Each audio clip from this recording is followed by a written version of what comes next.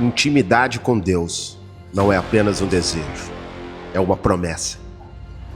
Não somos chamados apenas para conhecê-lo de uma forma superficial, mas para viver uma experiência real de profundidade e intimidade com o céu. Hoje, você é convidado a se entregar completamente à presença de Deus.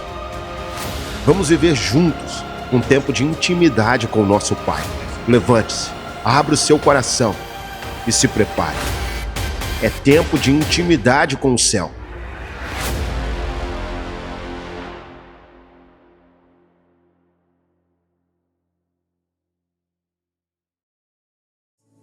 Ao coração da tua igreja. Abre os nossos ouvidos, o nosso coração, para ficarmos atentos e entender aquilo que o Senhor quer tratar com cada um de nós, nas suas necessidades e nas suas peculiaridades, Deus. Nós te oramos, Pai, em nome de Jesus. Amém. Evangelho de Lucas, capítulo 15. Sobre a jornada dos sonhos, nós vamos falar sobre esse texto. Evangelho de Lucas, capítulo 15, a partir do verso 11.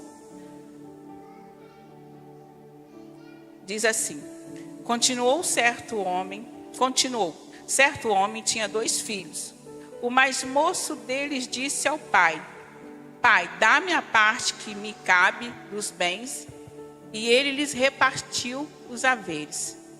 Passado não muitos dias, o filho mais moço, ajuntando tudo que era seu, partiu para uma terra distante e lá dissipou todos os seus bens, vivendo dissolutamente.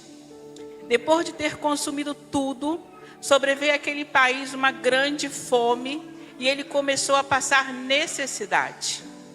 Então ele foi e se agregou a um dos cidadãos daquela terra, e este o mandou para os seus campos e aguardar os porcos.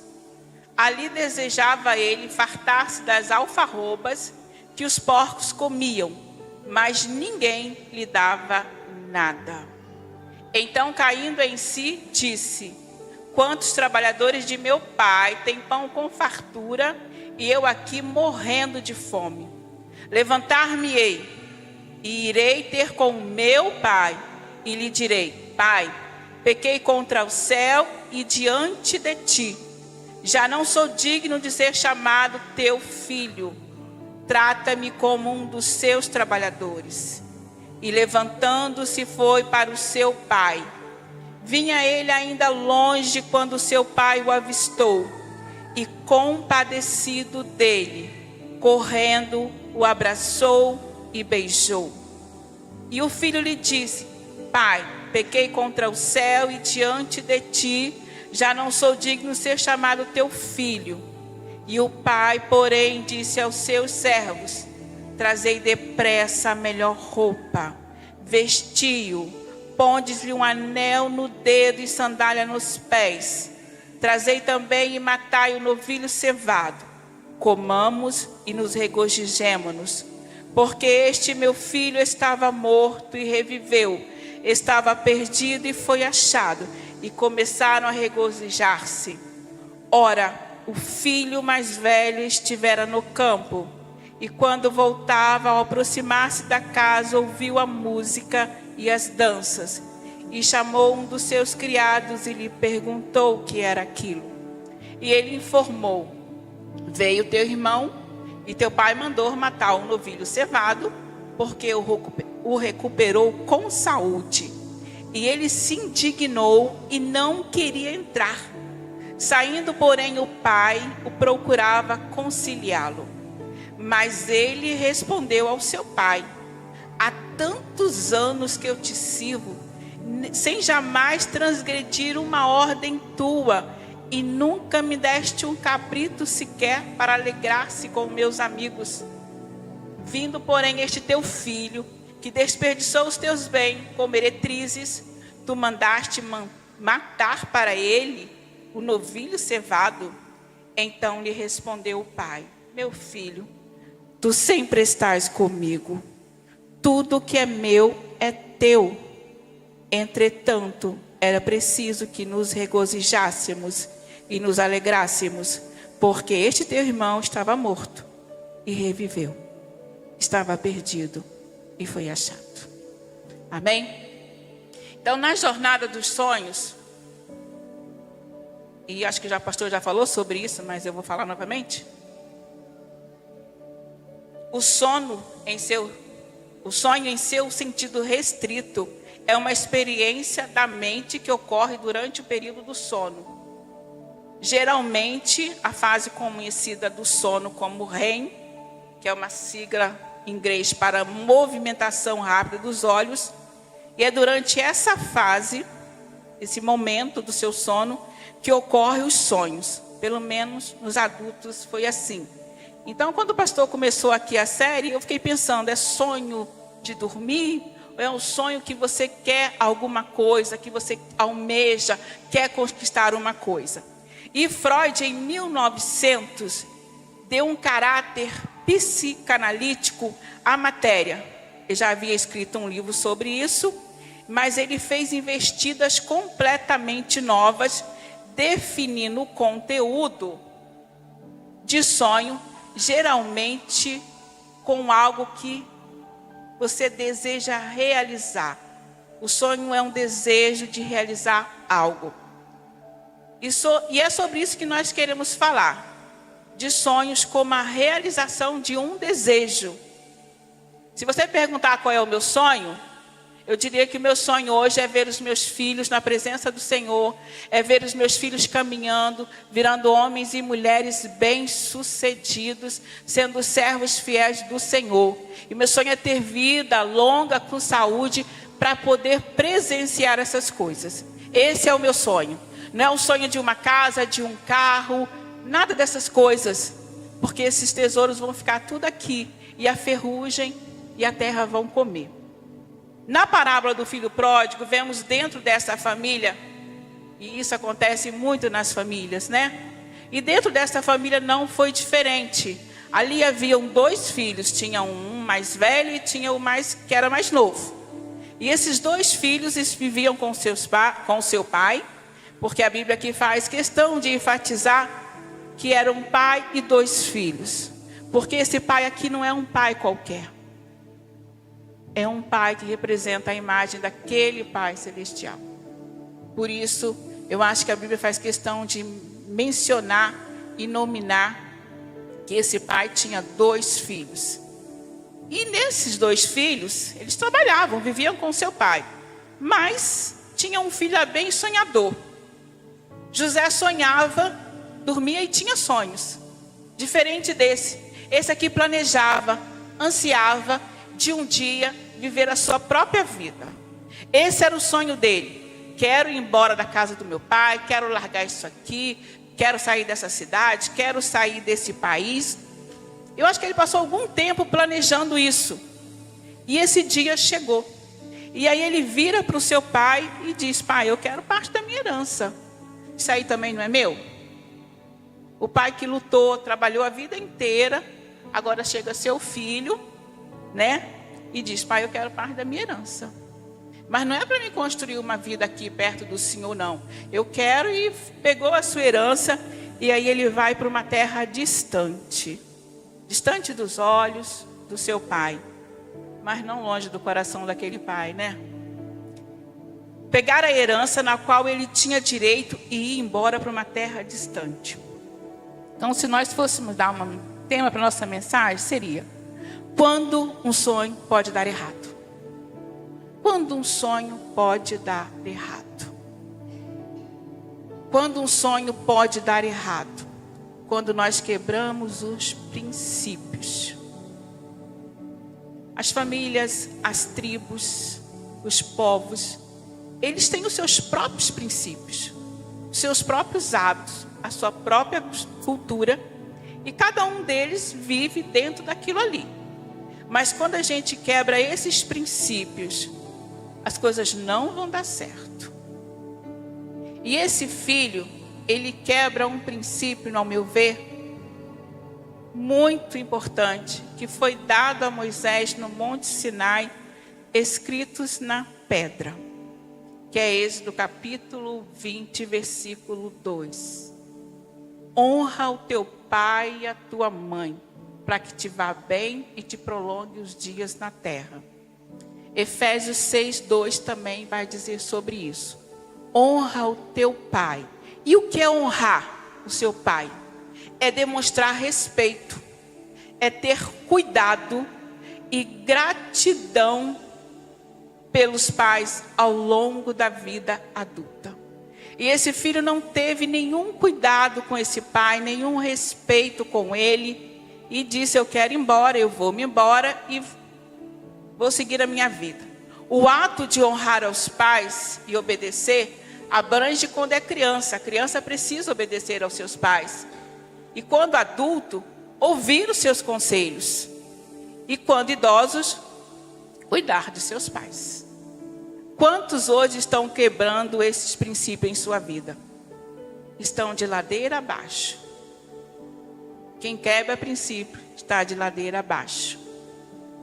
Ou como uma água parada. Já viu produzir vida numa água parada? Não vai produzir vida.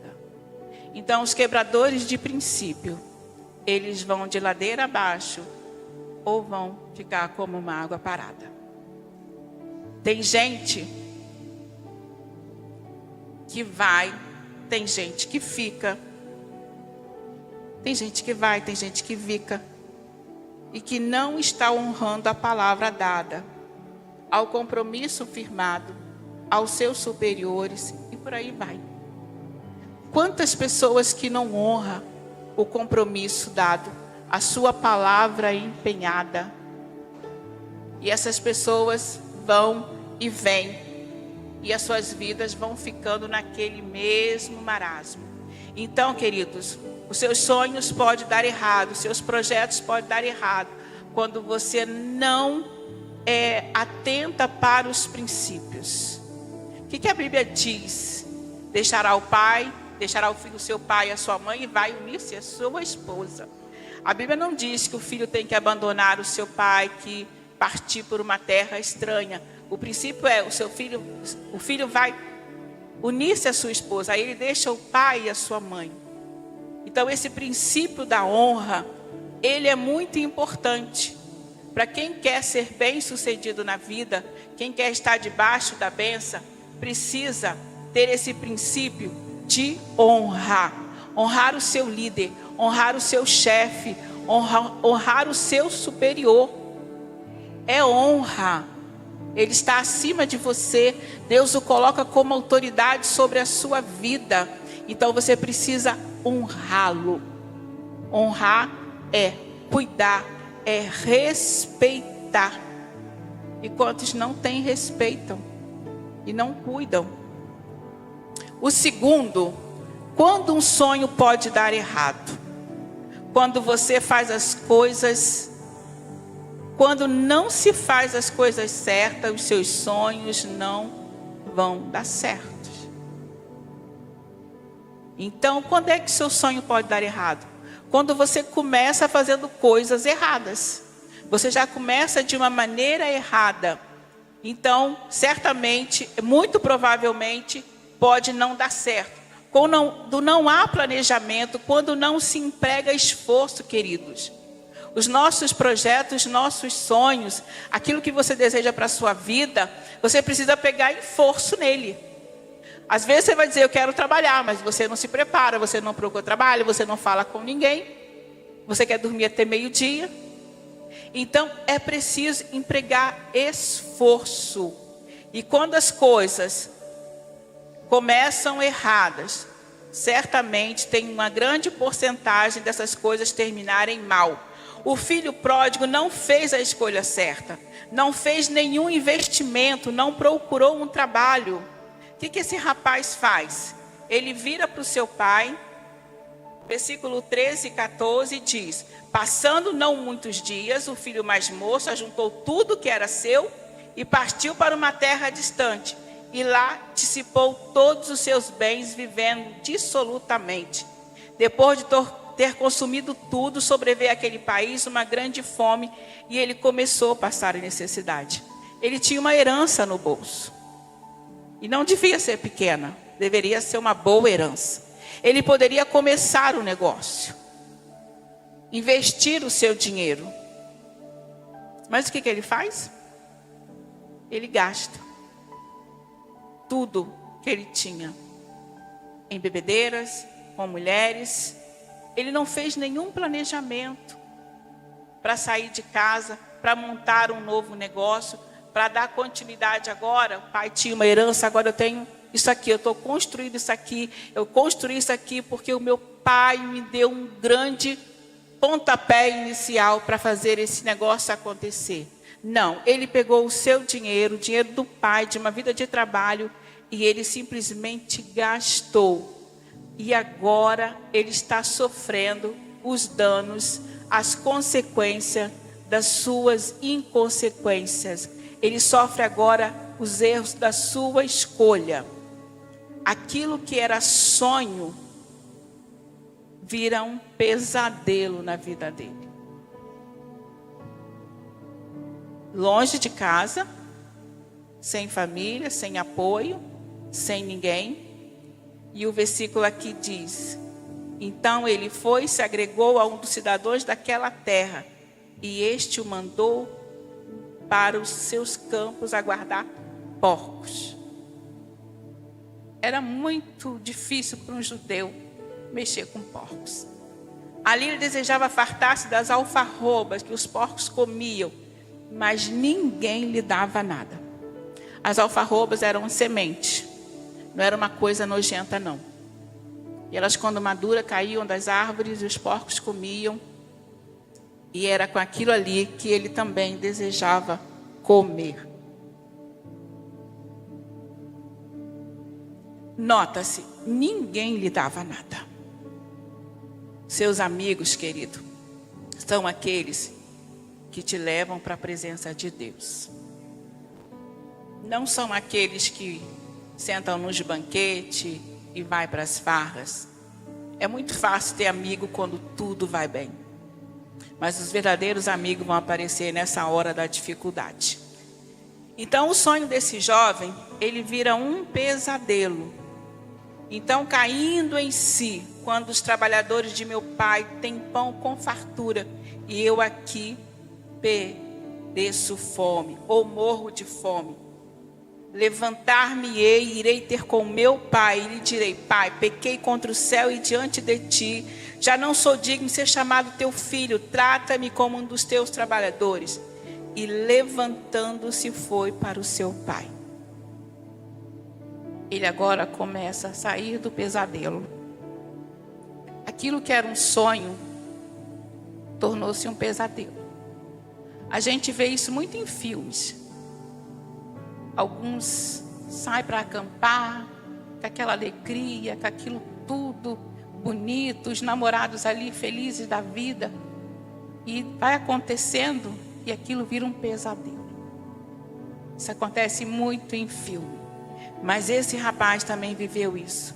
Cair em si significa que o filho chegou a um ponto de clareza e reconhecimento da sua miséria e erro. Você é capaz de entender que ele chegou a um ponto que ele caiu em si, que ele disse: meu Deus, o que é que eu estou fazendo? O que é que eu fiz?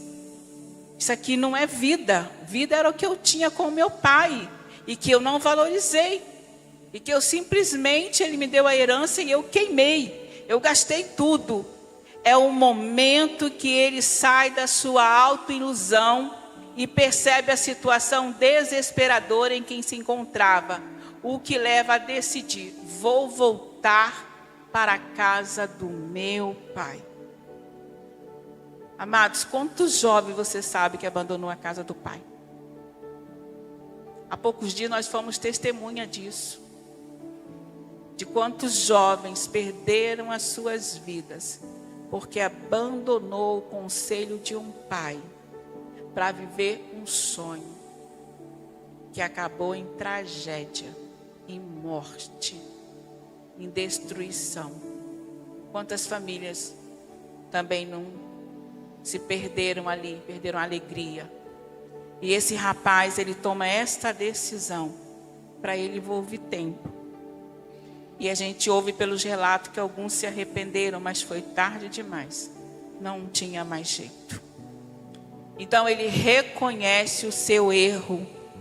Levantar-me-ei, irei ter com o meu pai. Consciência da sua identidade. E o versículo diz, 19: não sou digno de ser chamado de teu filho, me trata como um dos teus trabalhadores. E ele falou: meu pai, poxa, os funcionários do meu pai têm pão com fartura, e eu estou aqui passando necessidade. Eu vou voltar para a casa do meu pai, eu não quero ser chamado de filho, eu quero ser apenas agora um funcionário. Posso ser um funcionário que eu vou estar muito melhor do que eu estou hoje. Porque ele havia cometido algo gravíssimo. Ele não merecia ser considerado mais como um filho, amados. Era uma desonra muito grande que aquele pai sofreu. Ele desonrou o seu pai. Naquela cultura, naquele tempo, era uma desonra muito grande. Ele envergonhou o pai dele num nível muito grande. Não era como hoje os filhos às vezes respondem e fica por aquilo mesmo. Era uma vergonha muito grande. Era uma desonra para aquele pai. O sonho realizado agora que nós vemos é o sonho de um pai, queridos. Aqui a gente vê quando o sonho pode dar errado, quando você quebra esses princípios, quando você toma as decisões sem consultar a Deus, quando você toma decisões que não ouvem o seu pai e sua mãe. E a gente vê agora um pai realizando o seu sonho, o sonho de pai. O versículo 20 diz: vinha ele ainda longe quando seu pai o avistou e compadecido dele, correndo, o abraçou e o beijou. Os historiadores dizem que a casa do pai era a última casa do terreno e que aqui na frente tinha a casa dos seus empregados, dos seus funcionários. Então, quando o pai avista esse filho, ele se adianta e ir ao encontro do seu filho, porque certamente os seus funcionários pegariam ele e dariam uma sova nele, porque o que ele fez com o pai foi uma humilhação. Ele envergonhou o seu pai, porque aquilo não se faz, e isso não se faz. Então esse pai, quando vê esse filho, ele corre ao seu encontro, e se avista esse filho compadecido do filho, querido. Ele se compadece, ele o abraça e ele o beija, e ele o recebe de volta. Ele estava sujo, certamente, maltratado, envergonhado, mas estava vivo e estava arrependido. E aí o que é que o pai faz?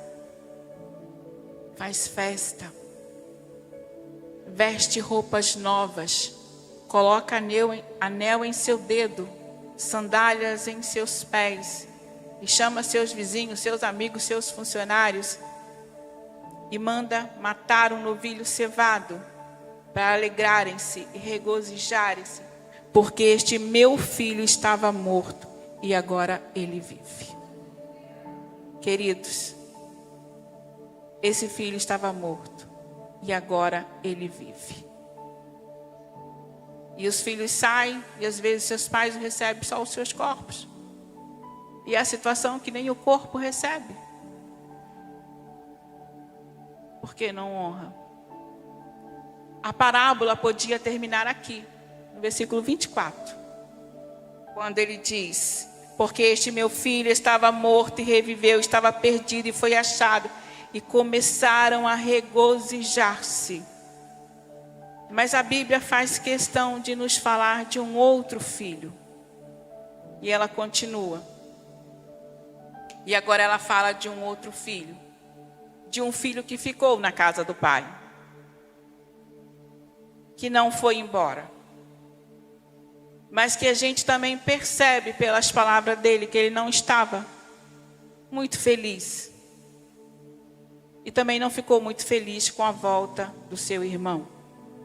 O versículo 28, 29 e 30 diz: mas ele respondeu ao seu pai: há tantos anos que eu te sirvo, sem jamais transgredir uma ordem tua, e nunca me deste um cabrito sequer para alegrar-se com os meus amigos.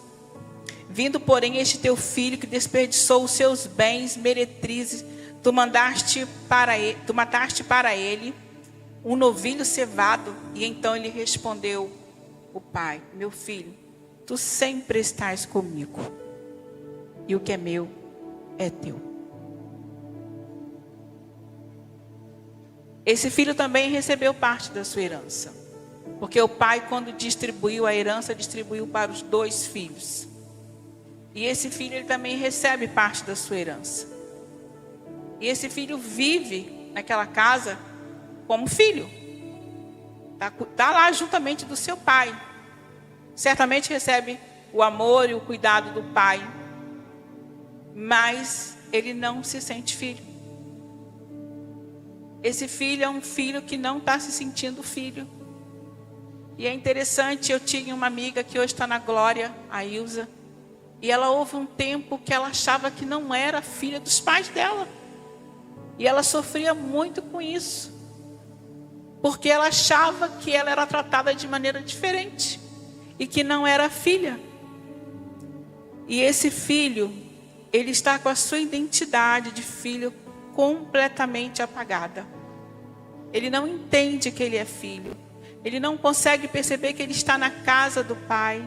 Que tudo que o pai tem é do filho. É natural. Os meus filhos, os seus filhos não chegam lá na sua casa e dizem: mãe, posso entrar? Mãe, posso abrir a geladeira?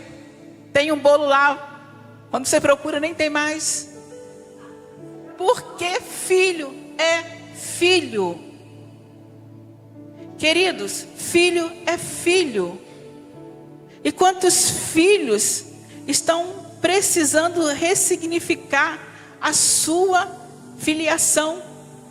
Na sua identidade está escrito o nome do seu pai, o nome da sua mãe.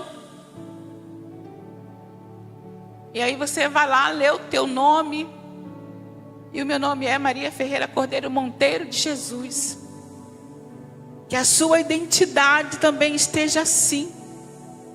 Que você possa ressignificar essa questão de filho. Que você tem um pai. Talvez você se identifique com algum ponto. Ou no filho pródigo, que saiu, que bateu a cabeça, que sofreu, mas se arrependeu, voltou, está aqui, tem festa para você. Ou se você se identifica talvez com esse outro filho, que não está se alegrando, está na casa do pai, o banquete está exposto, a mesa está pronta, o teu lugar está ali, a cadeira está lá com o teu nome, e talvez você não esteja se sentindo filho. Talvez você esteja até triste, porque o que chegou ontem quebrado, chegou hoje, Deus restaurou, e ele sentou-se à mesa e está se alegrando.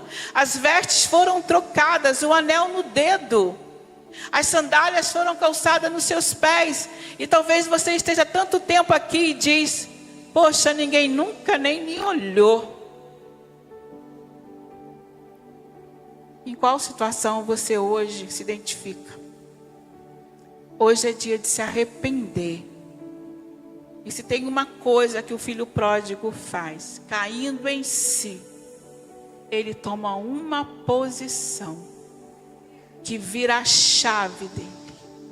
Ele vê que ele é um filho que tem um pai. Ele não está órfão. Não existe ex-filho. Existe até ex-esposa, ex-marido, ex-namorado, ex-ficante. Mas não existe ex-filho. Filho é filho e ponto final. Seja ele um filho muito obediente, muito honrado, ou seja ele um filho que te dê mais trabalho. É filho e ponto. Então eu não sei se você se encontra, ou já passou, ou está. Hoje é dia de se arrepender, de fazer igual aquele rapaz. Eu estou lascada, eu preciso do meu pai. Ele é tudo que eu preciso, e tudo que eu preciso esse pai tem para dar.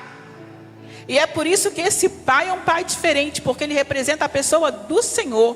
do nosso Deus. Então hoje é um dia de você se arrepender, um dia de se reconciliar com o teu pai, porque aquele filho vivia dentro daquela casa, mas não estava em unidade com aquele pai. O filho rebelde volta e recebe o perdão, recebe o amor, se desfaz aquela coisa e é perdoado. E o outro filho está lá do lado ainda machucado, sentindo tristeza, reclamando do pai que não deu.